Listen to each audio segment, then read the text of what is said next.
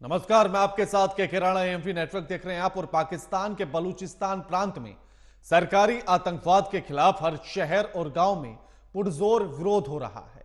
वहां के लोग करीब एक महीना पहले हुए बलूच नरसंहार और युवाओं के अपहरण के खिलाफ सड़क पर उतर आए हैं। अब इसकी आग राजधानी इस्लामाबाद तक पहुंच गई है। इसको लेकर पूरा बलूचिस्तान बंद है, सभी सड़कें बंद है। बलूच नरसंहार के खिलाफ इस्लामाबाद के गवादर में सरबंदन इलाके में एक बड़े विरोध प्रदर्शन के दौरान पुलिस ने बलूचों पर अमानवीय अत्याचार किया। पुलिस ने 200 लोगों को हिरासत में लिया, इनमें महिलाएं भी शामिल हैं। इसके बाद वहां विरोध प्रदर्शन तेज हो गया है और इसी मुद्दे पर हम चर्चा करेंगे, लेकिन उससे पहले रिपोर्ट्स देखिए।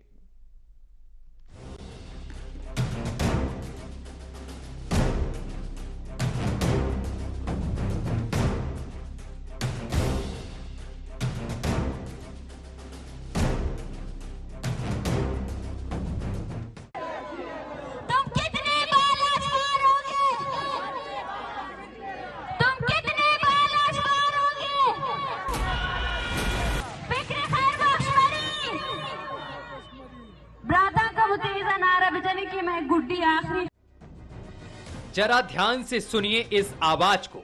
ये सिर्फ आवाज नहीं, ये शोषण की भट्टी से धधकती दर्द की कहानी है, जिसकी तपिश से आज भी लोगों की रूहें जलती दिखाई दे रही हैं।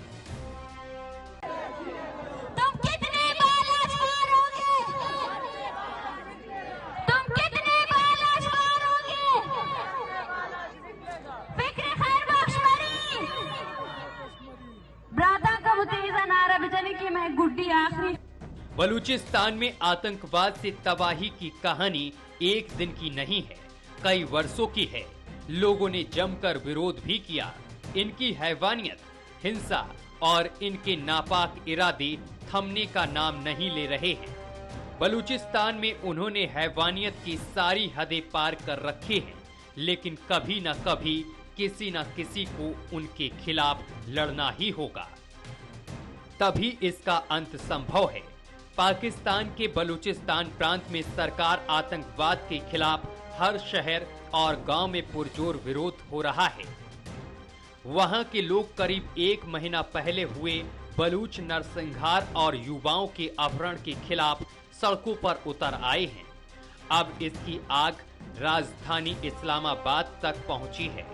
इसको लेकर पूरा बलूचिस्तान बंद है, वहां सभी सड़कें बंद हैं। इस्लामाबाद और डीजी खान से उठाए गए सभी प्रदर्शनकारियों की तुरंत रिहाई की मांग की जा रही है। चेतावनी दी गई है कि अगर छात्रों और प्रदर्शनकारियों को रिहा नहीं किया गया तो बलूचिस्तान पूरी तरह से जाम हो जाएगा। बता दें कि पाकिस्तानी पुलिस ने बलूच नरसंहार के खिलाफ लॉन्ग मार्च में शामिल 4 बलूच युवाओं को गैर कानूनी तरीके से उठाकर उनकी हत्या कर दी थी। बलूचिस्तान में सरकारी आतंकवाद के खिलाफ बलूचिस्तान के हर शहर और गांव में विरोध रैलियां हो रही हैं। इस्लामाबाद में ग्वादर के सरबंदन इलाके में बलूच माताओं बहनों के अपमान के खिलाफ बलूच समुदाय सामने आ गया है और अपना गुस्सा जाहिर कर रहे हैं। पूरा बलूचिस्तान इस वक्त सरकारी आतंकवाद के खिलाफ विरोध प्रदर्शन कर रहा है, लेकिन सवाल ये है कि आखिर कब बलूचिस्तान को आतंकवाद से मुक्ति मिलेगी? आखिर कब तक नर्क के गर्भ में रहेंगी बलूचिस्तान की बहन बेटियां? और अंत में सवाल ये भी है कि आतंकवाद के खिलाफ लड़ने वाले प्रदर्शनकारियों की रिहाई कब तक की जाएगी? Bureau report, AMV network.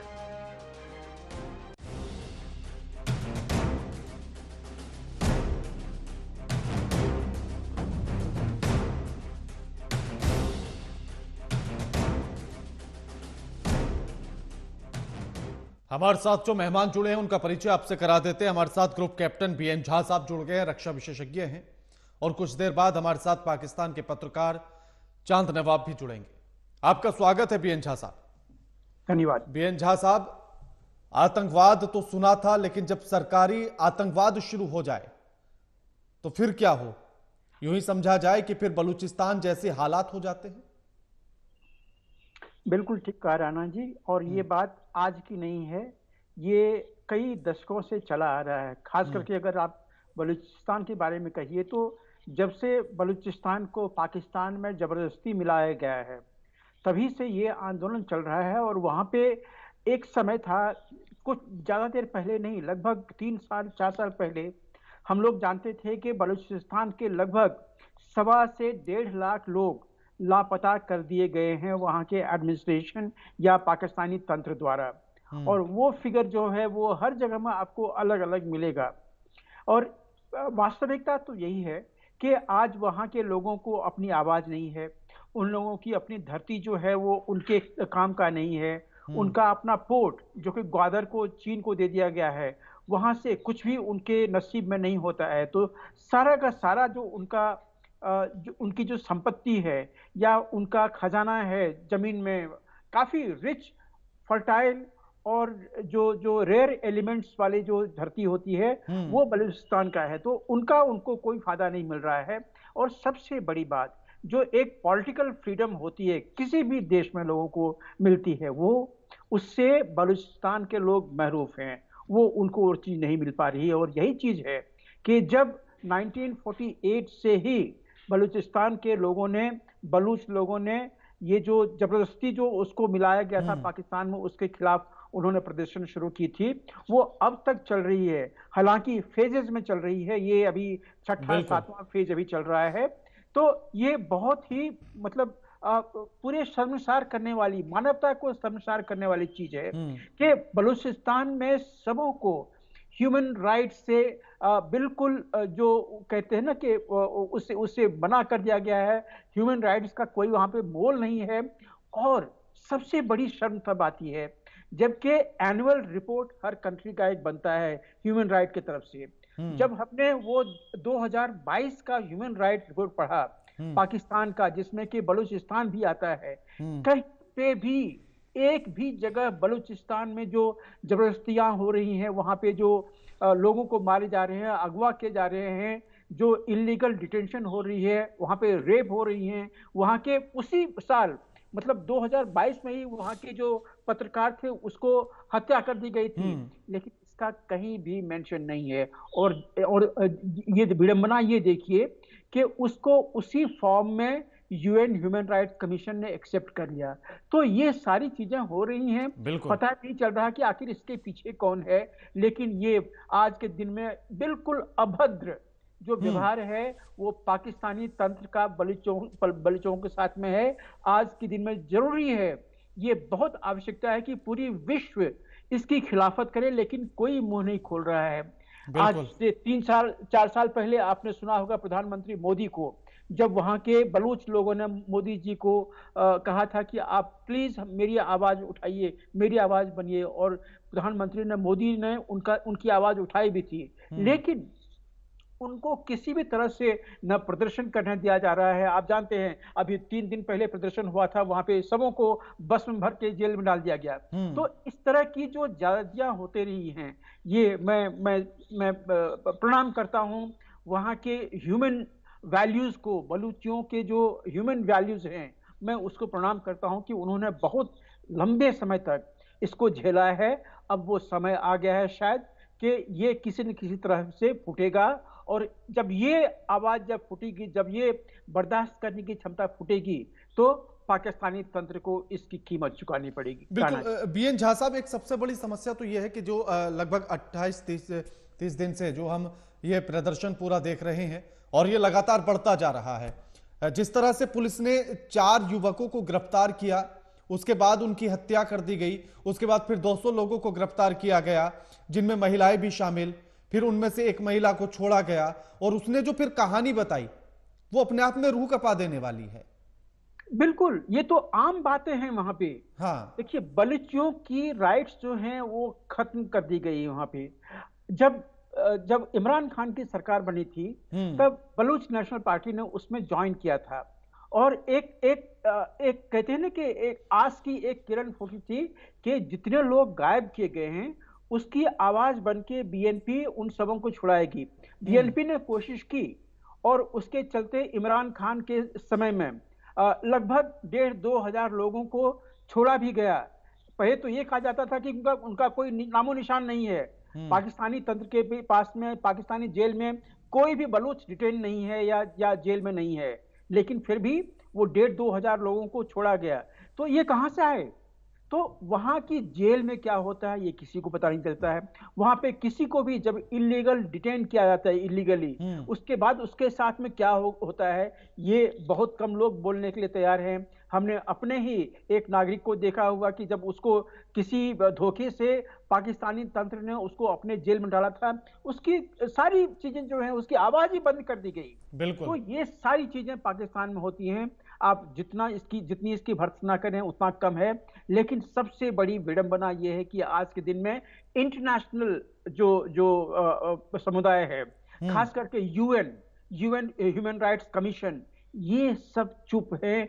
पता नहीं क्यों ये चुप हैं, ये किस दिन के लिए चुप हैं। ये तो तब भी चुप थे जबकि अफगानिस्तान में सिखों का और हिंदुओं का कंप्लीट जेनोसाइड कर दिया गया था आज से 3 साल पहले, तब भी चुप थे। और आज भी जब ये सब कुछ पाकिस्तान में, बलूचिस्तान में हो रहा है, आज भी ये चुप हैं। ये बिल्कुल मानवता को शर्मिंदगी करने वाली बात है। बिल्कुल 29 अक्टूबर से ये घटना शुरू होती है। उसके बाद जब 8 नवंबर को पहला केस सामने आता है तो वहां के जो अधिकारी हैं, सीटीडी अधिकारी जो हैं, वो 3 लोगों के शब्द दिखाते हैं और कहते हैं कि आतंकी हैं। लेकिन उसके बाद जब जांच पड़ताल होती है तो उसके बाद उनमें से नाम निकल कर आता है आफताब सुलेमानी का, अब्दुल्ला का, हमजा का, और उसके बाद पता लगता है कि ये तो छात्र थे और जो गायब हुए थे वो बच्चे हैं।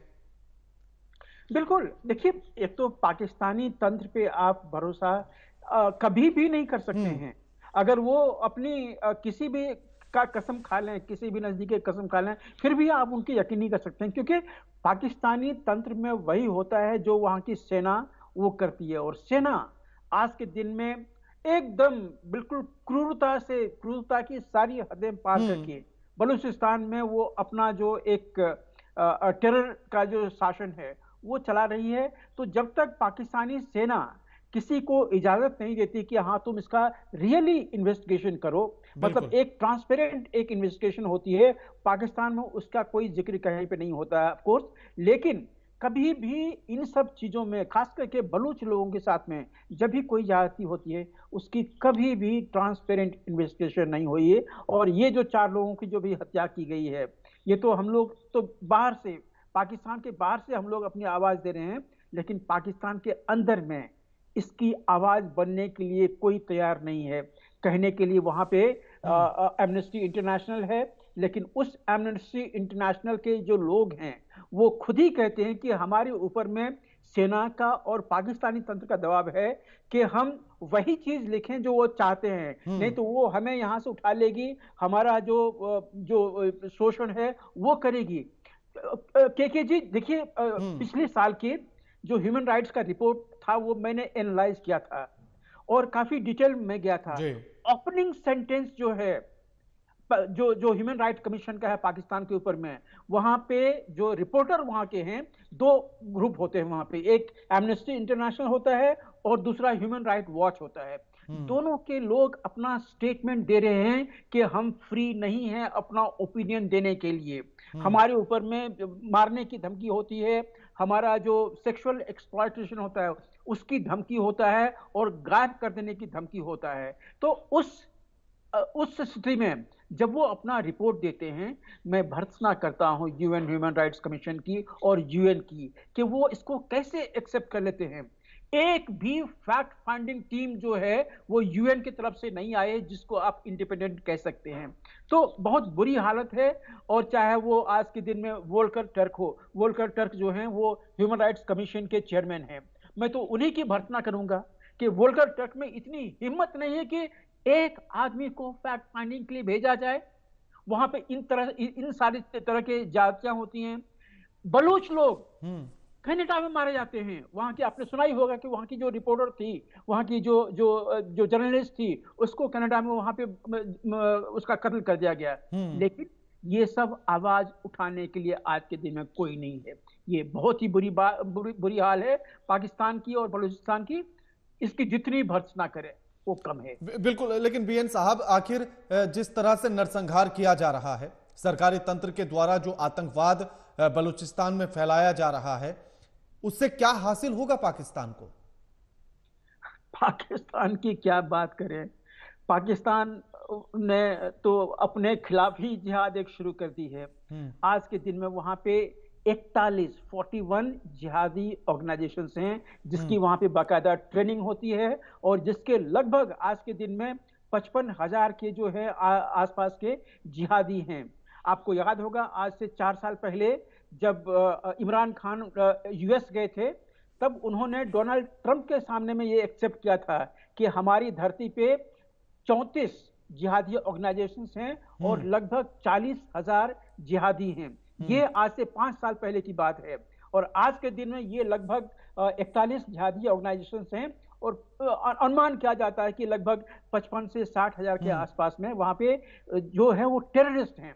तो जब वो अपने ही खिलाफ ये करते हैं, आप आए दिन आप देखते हो कि वहीं की सेना, वहीं की पुलिस तंत्र उसी के खिलाफ वहां के जो चाहे जो भी जिहादी ग्रुप हैं, आईसिस के हो या और कोई ग्रुप हो, ये सब वहीं पे लड़ रही है। मार काट तो वहां पे आम चीज है, वहां पे जिंदगी का कोई मोल नहीं है। और जहां पे लोगों को रोटी नहीं मिलती है, लोगों को एक जो आम सुविधाएं होती हैं, बेसिक नीड्स जहां पे फुलफिल नहीं होती है, तो वहां पे उनका जीना क्या, उनका मरना क्या। तो इसलिए पाकिस्तानियों जो वहां पे नागरिक हैं, उन्होंने अपने आप को, वो कहते हैं ना खुदा मालिक है, उन्होंने खुदा के ऊपर में छोड़ दिया है। अब पाकिस्तानी तंत्र उसके साथ में जो करे वो कुछ नहीं कर सकते उसके लिए। बिल्कुल नहीं, मैं इसीलिए ये पूछना चाह रहा था बीएन साहब कि जिस देश में खाने के लिए कुछ नहीं है, खाने के लाले हैं, गैस सिलेंडर की स्थिति हमने देखी पिछले कुछ दिनों, आटा और चावल के लिए लड़ते हुए लोग हमने देखे कुछ दिन पहले, बिजली की स्थिति ऐसी थी कि मंत्रियों को अपने घरों की बिजली में कटौती करानी पड़ी कि थोड़ी बहुत जनता को भी मिल जाए। जिस देश में हर तरह से मूल सुविधाओं तक की तंगी है, वो ऐसा नरसंहार मचाकर, ऐसा आतंकवाद फैलाकर बलूचिस्तान की आवाज को बंद करके क्या हासिल कर लेगा, और वो क्या हासिल करना चाहता है इससे? बिल्कुल सही बात कही। देखिए, पाकिस्तान में जो करप्शन है, पॉलिटिकल करप्शन और इकोनॉमिक करप्शन, फाइनेंशियल करप्शन, ये दोनों चरम सीमा पे है। आपने जब वो इमरान खान और शहबाज शरीफ की जब वो भिड़ंत हो रही थी आज से लगभग 1.5 साल 2 साल पहले, आपने सुना होगा इन्होंने पब्लिक प्लेटफॉर्म से कहा है कि ये लोग चोर हैं, ये लोग चोर हैं। मतलब इस तरह की जो अल्फाज हैं ये उन्होंने यूज किए हुए हैं। तो वहां पे